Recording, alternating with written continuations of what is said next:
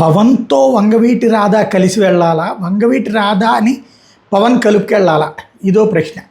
చల్లా లక్ష్మి కాపు కార్పొరేషన్కి సంబంధించిన one of the director తాజాగా చేసిన ఈ ప్రకటన ఏదైతే పవన్తో కలిసి వంగవీటి రాధా వెళ్ళాలి అన్నటువంటి పాయింట్ ఇప్పుడు పెద్ద చర్చనీయాంశం. ఏదైతే రంగా విగ్రహావిష్కరణ సందర్భంగా ఇచ్చినటువంటి ఆ పిలుపు.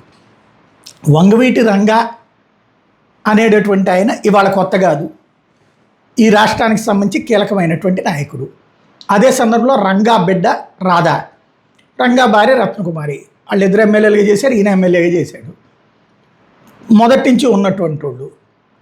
ఇప్పుడు ఆయన్ని కలుపుకెళ్లాల్సింది తర్వాత రాజకీయాల్లోకి వచ్చినటువంటి పవన్ కళ్యాణ్, లేదా పవన్ కళ్యాణ్ కంటే రాధా ఆదరణ తక్కువ కాబట్టి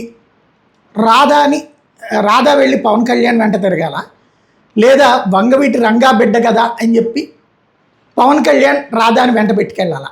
ఇది $1 మిలియన్ ప్రశ్న. ఎందుకంటే రాధాని ఆ తర్వాతన కాంగ్రెస్ తర్వాత మళ్ళీ జగన్ దగ్గర తీశాడు, నడిచింది వ్యవస్థ.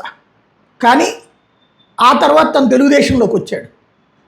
అలాగ తెలుగుదేశము దగ్గరికి తీయలేదు, ఇటు పవన్ కళ్యాణ్ దగ్గరికి తీయలేదు.